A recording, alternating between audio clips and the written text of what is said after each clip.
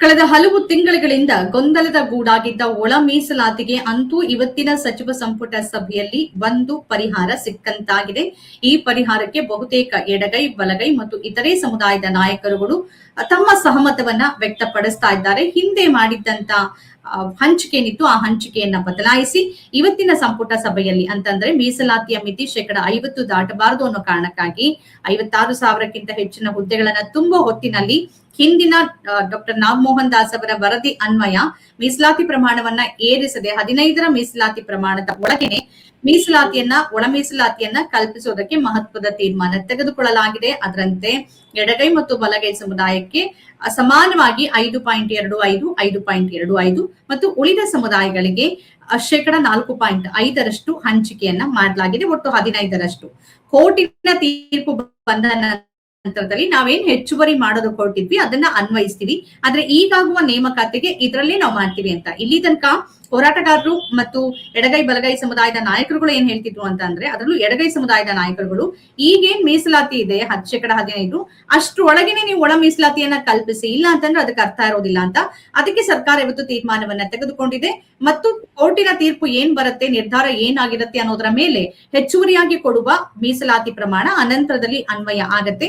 ಪ್ರಮುಖವಾಗಿ ಮುಖ್ಯಮಂತ್ರಿಗಳು ಎರಡೂ ಕಡೆಯ ಅಂತಂದ್ರೆ ಎಡಗೈ ಬಲಗೈ ಸಮುದಾಯದ ನಾಯಕರಿಗೆ ತಿಳಿಸಿದ್ದು, ಸಮುದಾಯದಲ್ಲಿ ಒಡಕು ಬೇಡ, ನೀವೆಲ್ಲರೂ ಮೊದಲು ಒಗ್ಗಟ್ಟಿಗೆ ಬನ್ನಿ, ಅನಂತರ ಚರ್ಚೆ ಮಾಡೋಣ ಅಂತ ಇವತ್ತೆಲ್ಲರೂ ಒಗ್ಗಟ್ಟಾಗಿನೇ ಪತ್ರಿಕಾಗೋಷ್ಠಿಯನ್ನ ನಡೆಸಿದ್ರು. ಈ ಬಗ್ಗೆ ನಮ್ ಜೊತೆ ಮಾತನಾಡೋದಕ್ಕೆ ಹೋರಾಟಗಾರರು ಮತ್ತು ಲೇಖಕರು ಬರಹಗಾರರು ಇರ್ತಾರೆ. ದಾಸನೂರು ಕೂಸಣ್ಣ ಅವರಿದ್ದಾರೆ, ಜೊತೆಗೆ ಚಂದ್ರಶೇಖರಯ್ಯ ಇಬ್ಬರು ಕೂಡ ನಮ್ ಜೊತೆಗಿದ್ದಾರೆ. ದಾಸನೂರು ಕೂಸಣ್ಣ ಅವರೇ, ನೀವು ಹಿಂದೆ ನಮ್ ಜೊತೆ ಮಾತನಾಡ್ಬೇಕಾದ್ರೆ ಹೇಳಿದ್ರಿ ಒಳ ಮೀಸಲಾತಿಯನ್ನ ಈಗಿರುವ ಮೀಸಲಾತಿ ಪ್ರಮಾಣ ಏನಿದೆ, ಕೋರ್ಟಲ್ ಕೇಸ್ ಇದೆ, ಅದೇನಾಗುತ್ತೋ ಗೊತ್ತಿಲ್ಲ, ಆದ್ರೆ ಅದ್ರೊಳಗೇನೆ ಕಲ್ಪಿಸಿ ಅಂತ. ಅದ್ರೊಳಗೇನೆ ಕಲ್ಪಿಸಿದ್ದಾರೆ 5.25 4.25. ಏನ್ ಅಭಿಪ್ರಾಯ ತಮ್ದು? ಈಗ ಎಷ್ಟು 30 ವರ್ಷದಿಂದ ಈ ಸಮುದಾಯಗಳು ಬೀದಿನಲ್ಲಿದ್ದಾವೆ, ಜಗಳ, ಒಂದು ನಮಗೆ ನ್ಯಾಯ ಕೊಡಿ ಅಂತ. ಈಗ ಅವ್ರಿಗೊಂದು ಸಾಂತ್ವನದ ಒಂದು ಕಾರ್ಯ ಇದು. ಅವರು ಯಾಕೆಂದ್ರೆ ಶಾಂತಿಯುತವಾಗಿ ಸಮಾಜದಲ್ಲಿ ನೆಮ್ಮದಿಯಿಂದ ಬದುಕಬೇಕಲ್ಲ. ಎಷ್ಟು ದಿನಗಂಟ ನೀವು ಎಷ್ಟು ವರ್ಷಗಳ ಕಾಲ ಮತ್ತಷ್ಟು ವರ್ಷಗಳ ಕಾಲ ಅವ್ರನ್ನ ಬೀದಿಯಲ್ಲಿ ನಿಲ್ಸಕ್ಕಾಗುತ್ತೆ. ಆ ದೃಷ್ಟಿಯಲ್ಲಿ ಸರ್ಕಾರ ತೆಗೆದುಕೊಂಡ್ರ ನಿರ್ಧಾರ ಸ್ವಾಗತಾರ್ಹವಾಗಿದೆ. ಮತ್ತು ಎಲ್ಲ ಏನು ಈ ಈ ಹೋರಾಟದಲ್ಲಿ ಭಾಗಿಯಾಗಿರ್ತಕ್ಕಂಥ ಎಲ್ಲಾ ಸಮುದಾಯಗಳಿಗೂ ಒಂದು ಸಾಂತ್ವನವನ್ನ ಕೊಟ್ಟಿದೆ ಸರ್ಕಾರ. ಹಾಗಾಗಿ ಮುಂದಿನ ಈಗ CM ಅವರು ಹೇಳಿದ್ದಾರೆ, ಈಗ ಏನು 17 ಮತ್ತು 7% ಮೀಸಲಾತಿ ಹೆಚ್ಚಳ ಆಗಿದೆ. ಆ ಹೆಚ್ಚಳದ ಮೀಸಲಾತಿಯನ್ನ ಮುಂದಿನ ಬ್ಯಾಕ್ಲಾಗ್ ರೂಪದಲ್ಲಿ ಕೊಡ್ತೀವಿ ಅದನ್ನ ಅಂತ ಹೇಳಿದ್ದಾರೆ. ಅಂದ್ರೆ ಅದು ಒಂದು ಸ್ವಾಗತಾರ್ಹವಾದದ್ದು ಒಂದು ಕ್ರಮ. ಯಾಕೆಂದ್ರೆ ಈಗ ಬೇರೆ ಜಾರ್ಖಂಡ್ ಮತ್ತೆ ಮಹಾರಾಷ್ಟ್ರ ಬೇರೆ ಬೇರೆ ರಾಜ್ಯಗಳಲ್ಲೆಲ್ಲ ಮೀಸಲಾತಿಯನ್ನು ಹೆಚ್ಚಿರುವಾಗ ಅದಕ್ಕೆ ಒಂದು ನ್ಯಾಯ ತೀರ್ಪುಗಳು ಏನ್ ಬರ್ತವೆ ಆ ತೀರ್ಪುಗಳಿಗೆ ಅನುಗುಣವಾಗಿ ನಾವು ಕರ್ನಾಟಕದಲ್ಲಿ ಒಂದು ನ್ಯಾಯಾಲಯದಲ್ಲಿ ಕೇಸ್ ಇದೆ, ಆ ಮಹೇಂದ್ರ ಮಿತ್ರ ಅಂಡ್ ಅದರ್ಸ್ ಹಾಕಿದ್ದಾರೆ. ಅದರಲ್ಲಿ ಸರ್ಕಾರನೇ ಅಲ್ಲಿ ಸ್ವಲ್ಪ ಗೊಂದಲ ಸೃಷ್ಟಿಯಾಗುವಂತ ಸಂದರ್ಭದಲ್ಲಿ ಸರ್ಕಾರ ತಾನೇ ಒಂದು ಇಚ್ಛೆಯಿಂದ ನಾವು ಈಗ 50% ಮೀಸಲಾತಿಯನ್ನ ನಾವು ಮಾಡ್ಕೊಳ್ತೇವೆ, ಮುಂದಿನ ನಿಮ್ಮ ಏನು ಒಂದು ನ್ಯಾಯಾಲಯ ಏನ್ ತೀರ್ಪು ಕೊಡ್ತದೆ ಆ ತೀರ್ಪಿಗೆ ಅನುಗುಣವಾಗಿ ನಾವು ಅದನ್ನ ಮೀಸಲಾತಿಯನ್ನು ಹೆಚ್ಚಳ ಮಾಡಬೇಕೇ ಬೇಡವೇ ಅನ್ನೋದನ್ನ ನಾವು ತೀರ್ಮಾನ ಮಾಡ್ಕೊಳ್ತೀವಿ ಅಂತ ಹೇಳಿ ಒಂದು ಅಭಿಪ್ರಾಯವನ್ನ ಮಂಡನೆ ಮಾಡಿದ ಒಂದು ಕಾರಣಕ್ಕೆ ಆ ಹೈಕೋರ್ಟ್ ಒಂದು ಸೂಚನೆಯನ್ನು ಗ್ರೀನ್ ಸಿಗ್ನಲ್ ಹಸಿರು ನಿಶಾನೆಯನ್ನು ಕೊಟ್ಟಿದೆ. ಸೊ ಅದು ಬಹಳ ಈಗ ಯಾಕೆಂದ್ರೆ ಈಗ ನಮ್ಗೇನಾಗಿದೆ ಅಂದ್ರೆ ದಿನನಿತ್ಯ ತಾವು ನೋಡ್ತಾ ಇರ್ಬೋದು ಮಾಧ್ಯಮಗಳಲ್ಲಿ ಇದೇ ಒಂದು ದೊಡ್ಡ ಸುದ್ದಿ, ಬೇರೆ ಸುದ್ದಿಗಳ ಜಾಗನೇ ಇಲ್ದಂಗೆ ಆಗ್ಬಿಟ್ಟಿತ್ತು. ಸೊ ಹಾಗಾಗಿ ಇದೊಂದು ಸುದ್ದಿಗೆ ಈ ಒಂದು ಫುಲ್ ಸ್ಟಾಪ್ ಇಟ್ಟು ಎಲ್ಲರೂ ದುಡಿಮೆ ಮತ್ತು ಯಾಕೆಂದ್ರೆ ರಾಜ್ಯದ ಅಭಿವೃದ್ಧಿ ಆಗ್ಬೇಕಾದ್ರೆ ಪ್ರತಿಯೊಬ್ಬರ ದುಡಿಮೆನೂ ಅಲ್ಲಿ ಒಂದು ಭಾಗ ಆಗ್ಬೇಕಾಗುತ್ತೆ. ಹಾಗಾಗಿ ಆ ದೃಷ್ಟಿಯಲ್ಲಿ ನಾನು ರಾಜ್ಯದ ಒಂದು ಅಭಿವೃದ್ಧಿ ಮತ್ತು ಜನರ ನೆಮ್ಮದಿ ಎರಡು ದೃಷ್ಟಿಕೋನದಲ್ಲಿ ಈಗಿನ ತೀರ್ಮಾನ ಒಂದು ಸದ್ಯಕ್ಕೆ ಒಂದು ಸ್ವಾಗತಾರ್ಹ ಮತ್ತು ನಾನು ಸರ್ಕಾರಕ್ಕೆ ಮತ್ತು ಎಲ್ಲಾ ಮಂತ್ರಿಮಂಡಲದ ಸದಸ್ಯರಿಗೆ ನಾನು ಅಭಿನಂದನೆಗಳನ್ನು ಸಲ್ಲಿಸ್ತೇನೆ. ಒಂದು ಸಂಕೀರ್ಣ ಸ್ಥಿತಿ ಆಗಿತ್ತು, ಏನೇ ಮಾಡಿದ್ರು ಜೇನ್ಗುಡಿ ಕಲ್ಲು ಹಾಕದಂಗೆ ಎಡಗೈ ಬಲಗೈ ಹೋರಾಟ, ಆಯಾ ನಾಯಕರು ಸಚಿವರುಗಳ ಲಾಬಿ ಇವೆಲ್ಲದರ ನಡುವೆ ಈ ಹಂತಕ್ಕೆ ಬಂದು ಒಂದು ತೀರ್ಮಾನ ಎಲ್ಲರೂ ಕಡೆ ಒಪ್ಪೋ ರೀತಿಯಲ್ಲಿ ಒಂದು ತೀರ್ಮಾನ ಮಾಡೋದು ಒಂದು ಐತಿಹಾಸಿಕ ತೀರ್ಮಾನನ. ಏನ್ ಅನ್ಸುತ್ತೆ ಇದ್ರ ಬಗ್ಗೆ ತಮ್ಗೆ? ಅಲ್ಲ, ಅದು ಒಂದೇನಾಗುತ್ತೆ ಅಂದ್ರೆ ಕ್ಲಿಷ್ಟ ಇಂಥ ವಿಚಾರಗಳನ್ನ ನೀವು ಹಿಂಗೆ ತೀರ್ಮಾನ ಮಾಡ್ಬೇಕು ಅಂತ ಆಗೋದಿಲ್ಲ. ಒಂದು ಸಂದರ್ಭದಲ್ಲಿ ಒಂದು ರಾಜಕೀಯ ನಿರ್ಣಯಗಳನ್ನ ತೆಗೆದುಕೊಳ್ಳುವಾಗ ಬದ್ಧತೆಯನ್ನೇ ಇರಬೇಕಾಗುತ್ತೆ. ಆಮೇಲೆ ಎಲ್ಲರೂ ಒಂದು ಸಾಂತ್ವನದ ರೀತಿಯಲ್ಲಿ ಕುಂತ್ಕೊಂಡು ಮಾತಾಡ್ಕೋಬೇಕಾಗುತ್ತೆ. ಒಂದು ರ್ಯಾಪೊರೇಟರಿ ಸಿಸ್ಟಮ್ ನಾವು ಇಟ್ಕೋಬೇಕಾಗುತ್ತೆ. ಪ್ರಜಾಪ್ರಭುತ್ವದಲ್ಲಿ ಏನಾಗುತ್ತೆ, ಚರ್ಚೆಗಳನ್ನು ಮತ್ತು ಚರ್ಚೆ ಮತ್ತು ಪ್ರತಿ ಚರ್ಚೆಗಳಿಗೆ ಗೌರವಿಸಬೇಕಾಗುತ್ತೆ. ಆ ನಿಟ್ಟಿನಲ್ಲಿ ಎಲ್ಲಾ ದಲಿತ ಮತ್ತು ಪರಿಶಿಷ್ಟ ಪಂಗಡದ ಮತ್ತು ಅನೇಕ ಎಲ್ಲಾ ವರ್ಗದ ಮಂತ್ರಿಗಳು ಸಹ ಈ ಒಂದು ಪ್ರಕ್ರಿಯೆಗಳಲ್ಲಿ ನಾನು ಗಮನಿಸಿದಂತೆ ಎಲ್ಲರಿಗೂ ಒಂದು ಏನಾಗಿದೆ, ಇದು ಬೇಗ ಬಗೆಹರಿಬೇಕಾಗಿದೆ. ಈಗ ಮುಂದಿನ ಆದಷ್ಟು ಬೇಗ ಸ್ಥಳೀಯ ಸಂಸ್ಥೆಗಳು ಬರ್ತಾ ಇದ್ದಾವೆ, ಚುನಾವಣೆಗಳು ಬರ್ತಾ ಇದ್ದಾವೆ. ಆ ಪಕ್ಷಕ್ಕೆ ದೊಡ್ಡ ನಷ್ಟ ಆಗುತ್ತೆ. ಇದನ್ನ ಬಗೆಹರಿಸದೇ ಇದ್ದಿದ್ರೆ ಅವ್ರು ಪ್ರತಿಯೊಂದು ಹಂತದಲ್ಲೂ ಅವರು ಪ್ರತಿರೋಧಗಳನ್ನ ಎದುರಿಸಬೇಕಾಗುತ್ತೆ. ಶಾಸಕರಿಗೆಲ್ಲ ಒಂದು ತಲೆನೋವಾಗುತ್ತೆ. ಆ ದೃಷ್ಟಿಯಲ್ಲಿ ಕಾಂಗ್ರೆಸ್ ಪಕ್ಷದ ಒಳಗಡೆ ಒಂದು ರೀತಿಯ ಒಂದು ಒತ್ತಡ ಒಂದು ಸೃಷ್ಟಿಯಾಗಿತ್ತು. ಕೇವಲ ನೀವು ತಿಳ್ಕೊಂಡಿರ್ಬೋದು, ಬರೀ ಕೇವಲ ಒಂದು ಒಳ ಮೀಸಲಾತಿ ಹೋರಾಟಗಾರರೇ ಇದನ್ನ ಒತ್ತಡ ತಂದಿದ್ದಾರೆ. ಶುದ್ಧ ಸುಳ್ಳು. ಒಳ ಮೀಸಲಾತಿಯ ಹೋರಾಟಗಾರರಿಗಿಂತ ಆ ಪಕ್ಷದೊಳಗಿದ್ದ ಶಾಸಕರು, ಎಲ್ಲಿಯೂ ಬೀದಿಯಲ್ಲಿ ಬಾಯಿ ಬಿಡದಂತ ಶಾಸಕರುಗಳೇ ಬಹುತೇಕ ಜನರು ಸಿಎಂ ಮತ್ತೆ ಅವರ ಎಲ್ಲಾ ಸಚಿವ ಸಂಪುಟದ ಜೊತೆ ಮಾತಾಡಿದ್ದಾರೆ. ನನ್ಗೆ ಗೊತ್ತಿದೆ ಅದು ಮಾಹಿತಿ. ನೀವು ಆದಷ್ಟು ಬೇಗ ನೀವು ಇದಕ್ಕೊಂದು ಪುರಿ ಸ್ಟಾಪ್ ಇಡ್ರಿ, ದಯಮಾಡಿ ನಮ್ಮ ಪಕ್ಷದ ದೃಷ್ಟಿಯಿಂದ ಇದನ್ನ ಮಾಡ್ರಿ ಅಂತ ಹೇಳಿ ತೀರ್ಮಾನ ಮಾಡಿದೆ. ಹಾಗಾಗಿ ಆ ದೃಷ್ಟಿಯಲ್ಲಿ ನಾನು ಅದನ್ನ ಸ್ವಾಗತಾರ್ಹ. ಆದ್ರೂ ಸ್ವಲ್ಪ ಸಣ್ಣ ಪುಟ್ಟ ಲೋಪದೋಷಗಳು ಆಗಿರ್ಬೋದು ಒಳಗಡೆ. ಅದ್ರದ್ದು ಹಂಚಿಕೆಯಲ್ಲಿ ಅಲ್ಲಿ ಇಲ್ಲಿ ಆ ಮನಸ್ತಾಪ ಇದ್ದೇ ಇರ್ತದೆ ಪ್ರತಿಯೊಂದು ಯಾರಿಗೂ. ಈಗ ನಾವು ತಂದೆ ತಾಯಿಗಳು ಏನಾದ್ರು ತಿಂಡಿ ಕೊಟ್ಟಾಗ, ನಾನು 2-3 ಜನ ಮಕ್ಳಿದ್ದಾಗ ಅವನಿಗೆ ಸ್ವಲ್ಪ ಜಾಸ್ತಿ ಕೊಟ್ಬಿಟ್ಟೆ, ನಾನು ಕಡಿಮೆ ಕೊಟ್ಟೆ, ಅವಾಗ ಏನೇ ಅಪ್ಪ ಅಮ್ಮ ಹೇಳ್ತಾರೆ, ನೆಕ್ಸ್ಟ್ ತಂದಾಗ ಮುಂದಿನ ಸರಿ ತಂದಾಗ ನಿನಗೆ ಜಾಸ್ತಿ ಕೊಡ್ತೀವಿ ಅಂತ ಹೇಳಲ್ವಾ. ಆ ರೀತಿಯ ಇವತ್ತು ಸಾಂತ್ವನದ ಕ್ರಿಯೆ ಆಗಿದೆ. ಆದ್ರಿಂದ ಒಳ್ಳೆ ಅಲೆಮಾರಿಗಳ ಬೇಡಿಕೆ ಏನಿತ್ತು 1% ಅನ್ನು ಕೊಡಿ ಅಂತ, ಅದನ್ನ ಯಾಕೆ ಪೂರೈಸಿಲ್ಲ ಅಂತ ಅನ್ಸುತ್ತೆ. ನನಗೆ ವೈಯಕ್ತಿಕವಾಗಿ ಏನೋ ತುಂಬಾನೇ ಬೇಸರ ಆಗಿದೆ. ಯಾಕೆಂತಂದ್ರೆ ಅಲ್ಲಿ ಅಲೆಮಾರಿಗಳಿಗೆ ಹೆಚ್ಚು ಯಾಕಂದ್ರೆ ನಾವು ಅಲೆಮಾರಿಗಳನ್ನ ದೃಷ್ಟಿಯನ್ನ ನೋಡ್ಕೊಂಡಾಗ ಈ ಸಮುದಾಯಗಳಿಗೆ ಎಲ್ಲಿಯೂ ಸಹ ಧ್ವನಿನೇ ಇಲ್ಲ. ಆ ಧ್ವನಿ ಇಲ್ಲದ ಸಮುದಾಯಗಳವು, ಅವಕ್ಕೆ ಕಾಡೇನೋ ಮೇಡೇನೋ ಜನ ವಸತಿ ಪ್ರದೇಶಗಳಂತ ಎಲ್ಲಂದ್ರಲ್ಲಿ ಮಲಗ್ತಾರೆ. ಮತ್ತೆ ವ್ಯವಸ್ಥೆಗಳನ್ನು ನೋಡ್ಬಿಟ್ರೆ ನಮಗೆ ಒಂದೊಂದ್ಸಾರಿ ಅಯ್ಯೋ ನಾವ್ ಇನ್ನು ಈ ಸ್ಥಿತಿನಲ್ಲಿ ಇದ್ದೀವ ಈ ದೇಶದಲ್ಲಿ ಅನ್ನೋ ಒಂದು ಭಾವನೆ ಇದೆ. ಆದ್ರೆ ನನಗನ್ನಿಸ್ತದೆ ಸರ್ಕಾರ ಸ್ವಲ್ಪ ಆ ವಿಚಾರದಲ್ಲಿ ಸ್ವಲ್ಪ ಒಂದು ಸ್ವಲ್ಪ ಇನ್ನಷ್ಟು ವಿಸ್ತಾರವಾಗಿ ಅದನ್ನ ಸ್ವಲ್ಪ ಮಾಡಿದ್ದೇ ಆಗಿದ್ದಿದ್ರೆ ಬಹಳ ನನಗಂತೂ ಖುಷಿ ಆಗ್ತಿತ್ತು. ವೈಯಕ್ತಿಕವಾಗಿ ಬಹಳ ಖುಷಿ ಆಗ್ತಿತ್ತು ನನಗೆ. ಯಾಕೆಂತಂದ್ರೆ ನಾನು ಆ ಸಮುದಾಯಗಳು ಎಡಗೈ ಸಮುದಾಯದ ಹಕ್ಕೊತ್ತಾಯ ಮಂಡಿಸೋದಕ್ಕೆ ಅವರನ್ನ ಪ್ರತಿನಿಧಿಸೋ ಸಚಿವರುಗಳಿದ್ದಾರೆ, ಬಲಗೈ ಸಮುದಾಯದ ಹಕ್ಕೊತ್ತಾಯ ಮಂಡಿಸೋದಕ್ಕೆ ಅವರ ಸಚಿವರುಗಳಿದ್ದಾರೆ, ಅಂದ್ರೆ ಅವರನ್ನ ಪ್ರತಿನಿಧಿಸೋರಿದ್ದಾರೆ. ಅಲೆಮಾರಿಗಳನ್ನ ಪ್ರತಿನಿಧಿಸೋದು ಸಂಪುಟದಲ್ಲಿ ಇಲ್ಲದೆ ಇರೋದೇ ಈ ಒಂದು ಕೊರತೆ ಸಮುದಾಯಗಳೆಲ್ಲವೂ ಸಹ ನಿಮ್ಗೆ ಫಿಷನ್ ಕಾಸ್ಟ್ ಅಂತ ಏನ್ ಹೇಳ್ತೀವಿ, ಒಂದು ಮುಖ್ಯ ಜಾತಿಯಿಂದ ಒಡೆದಂತ ಉಪಜಾತಿಗಳಾದ್ರೆ ಆ ಉಪಜಾತಿಗಳ ಪಕ್ಕದಲ್ಲಿ ಮುಖ್ಯ ಜಾತಿಗಳ ಸುತ್ತಾನೆ ಓಡಾಡ್ತಾ ಇರ್ತವೆ.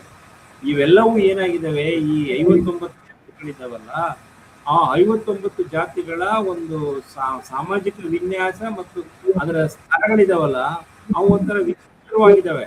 ಅವುಗಳು ಒಂಥರ ಸಂಕೀರ್ಣವಾದಂತ ಸ್ವಭಾವವನ್ನು ಹೊಂದಿವೆ.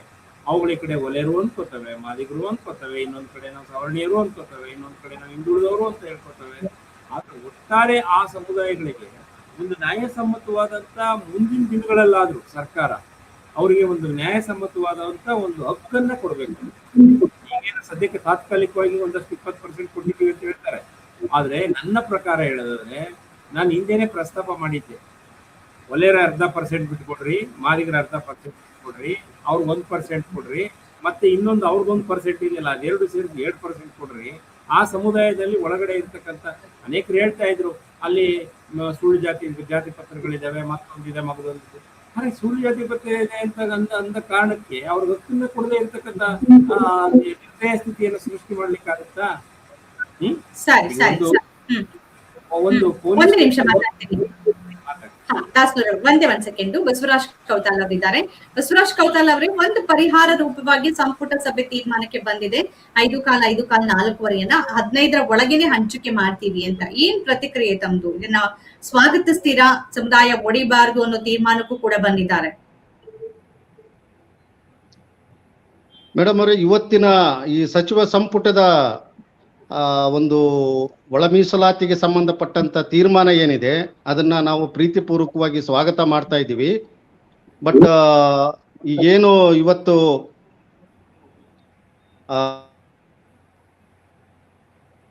ತೆಗೆದುಕೊಂಡಿದೆ, ತುಂಬಾ ತಡವಾಗಿ ಕಾಡಿಸಿ ತುಂಬಾ ಬೇಜವಾಬ್ದಾರಿಯಿಂದ ನಡ್ಕೊಂಡು ಅಂತಿಮವಾಗಿ ಆದ್ರೂ 15 ಮೀಸಲಾತಿಯಲ್ಲಿ ಒಂದು ಒಳ ಮೀಸಲಾತಿಯನ್ನ ತರುವಂತ ಒಂದು ಪ್ರಾಮಾಣಿಕ ಪ್ರಯತ್ನ ಮಾಡಿದ್ದಾರೆ. ಇದನ್ನ ನಾವು ಸ್ವಾಗತ ಮಾಡ್ತೀವಿ.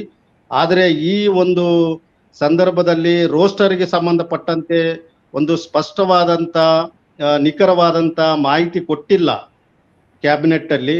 ನಾವು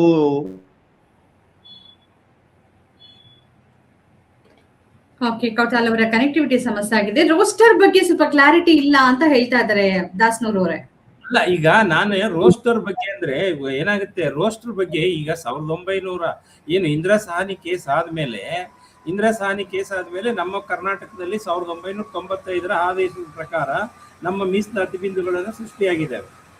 ಆ ಬಿಂದುಗಳಲ್ಲಿ ನಮಗೆ 15%, 3% ಮತ್ತೆ 32% ಹಿಂದುಳಿದ ವರ್ಗಗಳಿಗೆ ಮತ್ತೆ ಇನ್ನುಳಿದಂತ 50% ಮೀಸಲಾತಿಯ ಬಿಂದುಗಳನ್ನು ಸೃಷ್ಟಿ ಮಾಡಿ ಅವುಗಳನ್ನ ಮ್ಯಾಟ್ರಿಕ್ಸ್ ಕ್ರಮದಲ್ಲಿ, ಕೆಲವೊಂದು ಏರಿಕೆ ಕ್ರಮದಲ್ಲಿ ಇರ್ತವೆ, ಕೆಲವೊಂದು ಅವುಗಳನ್ನ ಮಾಡಿದ್ದಾರೆ ಸರ್ಕಾರ. ಇವತ್ತವರೆಗೂ ನಿನ್ನೆವರೆಗೂ ಅದೇ ಮೀಸಲಾತಿ ಬಿಂದುಗಳು ಇದ್ದದ್ದು, ಬೇರೆ ಯಾವ ಬಿಂದುಗಳು ಇರಲಿಲ್ಲ.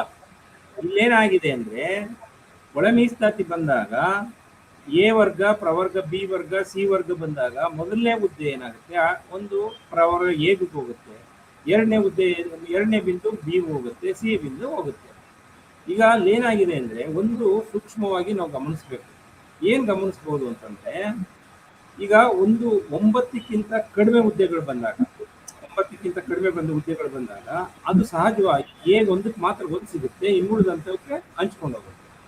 9ಕ್ಕಿಂತ ಜಾಸ್ತಿ ಬಂದಾಗ ಬಿ ಸಿಗುತ್ತೆ, 16ಕ್ಕಿಂತ ಜಾಸ್ತಿ ಬಂದಾಗ ಸಿ ಸಿಗುತ್ತೆ. ಇದು ಒಂದು ಕ್ರಮಾನುಗತವಾದ. ಈಗ ಉದಾಹರಣೆಗೆ ಅನೇಕರಲ್ಲಿ ಗೊಂದಲಗಳಿದ್ದಾವೆ. ಈಗ ಒಂದು ಸಾರಿ ಒಂದು ಮೀಸಲಾತಿ ಬಿಂದುವನ್ನು ಕೊಟ್ಟಾದ್ಮೇಲೆ ಆ ಮೀಸಲಾತಿ ಬಿಂದು ಬ್ಲಾಕ್ ಆಗುತ್ತೆ. ಆ ಬ್ಲಾಕ್ ಆದ್ಮೇಲೆ ಮುಂದಿನ ಬಿಂದು ಹೋಗುತ್ತೆ.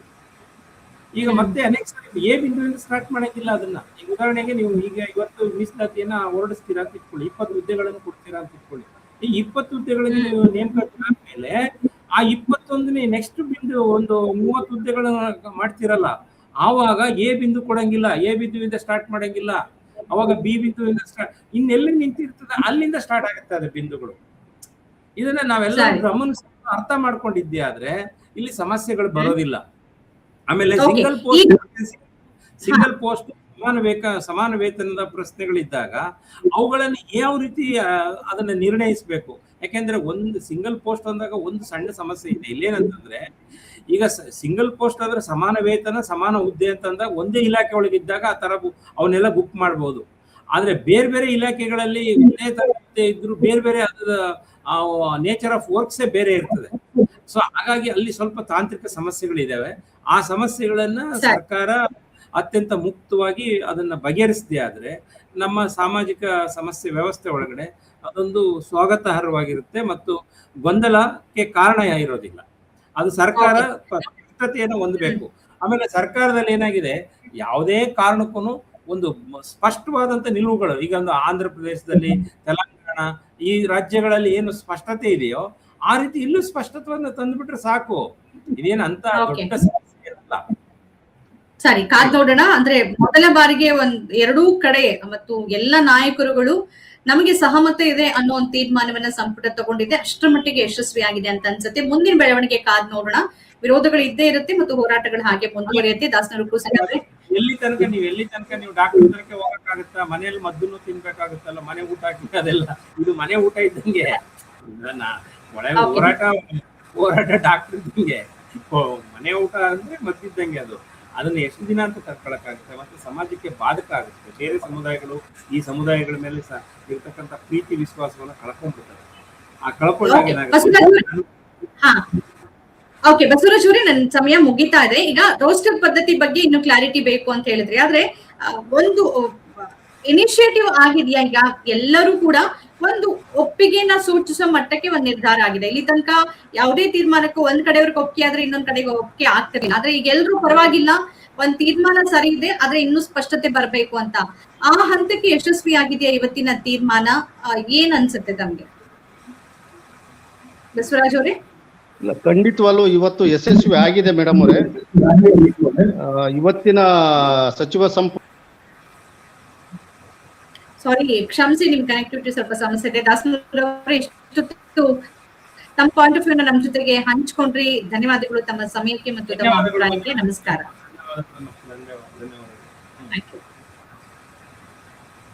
ಆದ್ಮೇಲೆ ಇದಾಗಿತ್ತು ಇವತ್ತಿನ ಪಾಯಿಂಟ್ ಆಫ್ ವ್ಯೂ ಕಾರ್ಯಕ್ರಮ. ಈ ತರದ ಬೇರೆ ಬೇರೆ ವಿಶೇಷ ಕಾರ್ಯಕ್ರಮಗಳನ್ನ ತಾವು ನೋಡ್ಬೇಕು ಅಂತಂದ್ರೆ ನಮ್ಮ ಚಾನೆಲ್ ಅನ್ನ ಸಬ್ಸ್ಕ್ರೈಬ್ ಮಾಡಿ, ನಮ್ಮ ಕಾರ್ಯಕ್ರಮಗಳನ್ನ ಲೈಕ್ ಮಾಡಿ, ಶೇರ್ ಮಾಡಿ, ಮತ್ತು ಅನಿಸಿಕೆ ಅಭಿಪ್ರಾಯ ಇದ್ರೆ ಅದನ್ನು ಕೂಡ ನಮ್ಗೆ ಕಮೆಂಟ್ ಮುಖಾಂತರವಾಗಿ ತಿಳಿಸಿ. ನಿಮ್ಮ ಬೆಂಬಲ ನಮ್ಗೆ ಅಗತ್ಯ. ನಮಸ್ಕಾರ.